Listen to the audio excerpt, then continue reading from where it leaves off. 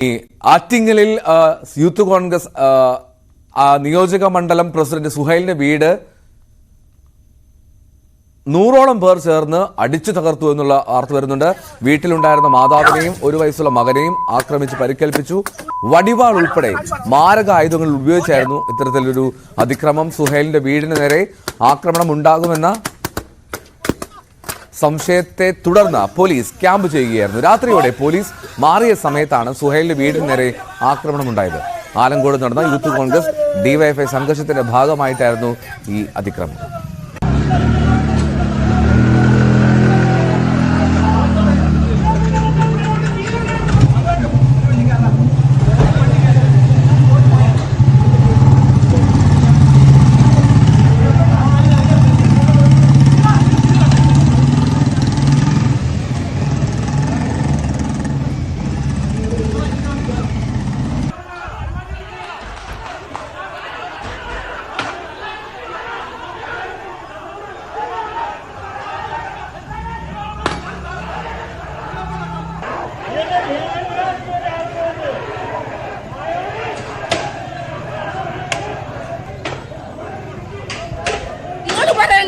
ഇവരെ സംരക്ഷിക്കാൻ ഈ മാമിയെ സുഹൈലിന്റെ ഉമ്മയെ സംരക്ഷിക്കാൻ പക്ഷെ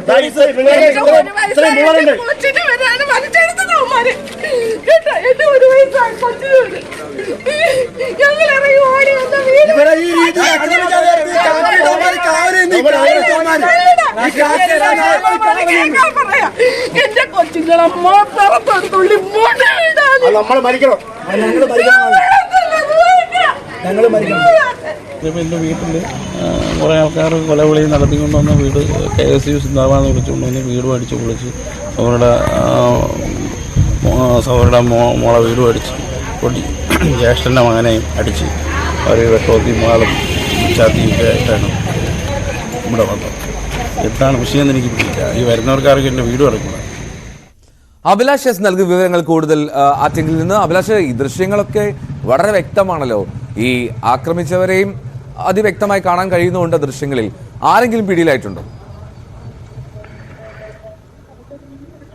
എന്തോ കഴിഞ്ഞ ദിവസം മുഖ്യമന്ത്രിയുടെ വാഹനത്തിന് നേരെ യൂത്ത് കോൺഗ്രസ് പ്രവർത്തകർ കരിങ്കൊടി കാണിച്ചതുമായി ബന്ധപ്പെട്ട സംഘർഷമാണ് ഇത്തരത്തിൽ പരസ്പരം വീടുകൾ ആക്രമിക്കുന്ന രീതിയിലേക്കുള്ള വലിയ സംഘർഷമായി മാറിയത്.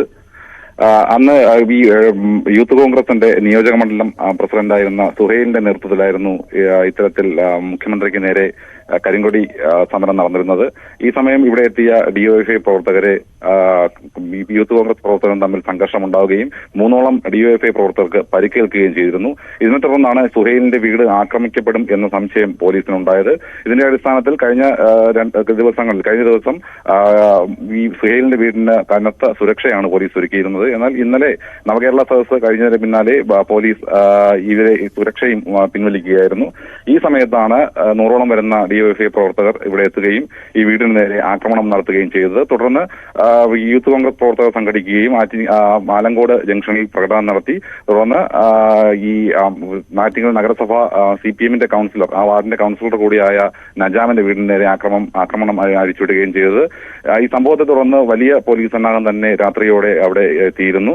തുടർന്ന് രാത്രി 12 മണിക്ക് ശേഷമാണ് ഇരു വിഭാഗത്തെയും പിരിച്ചുവിടാൻ തന്നെ സാധിച്ചത്. പോലീസ് ഈ സംഭവത്തിൽ കേസ് ഇതുവരെയും എടുത്തിട്ടില്ല. എന്നാൽ ഇതിൽ പ്രതികളെ പൂർണ്ണമായും പോലീസിന് ഇരു വിഭാഗത്തുള്ള ആൾക്കാരെയും തിരിച്ചറിയാമെന്ന് തന്നെയാണ് പോലീസ് പറയുന്നത്. കൃത്യമായും ഈ സംഘർഷാവസ്ഥയ്ക്ക് ഒരു അയവുണ്ടാകുന്ന മുറയ്ക്ക് ഇതിൽ കേസുകൾ ചാർജ് ചെയ്യപ്പെടുകയും ഇതിൽ കൂടുതൽ അറസ്റ്റുകൾ ഉണ്ടാവുകയും ചെയ്യുമെന്നാണ് പോലീസ് ഉന്നത വൃത്തങ്ങൾ അറിയിച്ചിട്ടുള്ളത്. അല്ല അഭിലാഷ്, ഈ സുഹൈൽ ഔദ്യോഗികമായി പരാതി നൽകിയിട്ടില്ലേ? കേസ് എടുക്കാത്ത സാഹചര്യം എൽദോ ഇന്നലത്തെ ഈ സംഭവത്തിന് മുന്നോ അല്ലെങ്കിൽ അതിനുശേഷമോ സുഹൈൽ ഇത്തരത്തിൽ രേഖാമൂലം ഒരു പരാതി പോലീസിന് നൽകിയിട്ടില്ല എന്നാണ് അറിയാൻ കഴിയുന്നത്. എന്തായാലും പോലീസ് ഈ ദൃശ്യങ്ങളുടെയും സംഭവ സാഹചര്യങ്ങളുടെയും അടിസ്ഥാനത്തിൽ ഇരു വിഭാഗങ്ങളുടെയും പേരിൽ കേസ് രജിസ്റ്റർ ചെയ്ത് ഇതിൽ പ്രതികളായിട്ടുള്ളവരെ അറസ്റ്റ് ചെയ്യുമെന്നാണ് അറിയുന്നത്. ശരി, എസ് അഭിലാഷാണ് വിവരങ്ങൾ നൽകിയത് ആറ്റിങ്ങിൽ നിന്ന്. അവിടെ വ്യാപകമായിട്ടുള്ളൊരു സംഘർഷമാണ് ഉണ്ടായത്. മണ്ഡലം പ്രസിഡന്റ്, യൂത്ത് കോൺഗ്രസിന്റെ മണ്ഡലം പ്രസിഡന്റ് സുഹൈലിന്റെ വീട് അത് ആക്രമിച്ചു.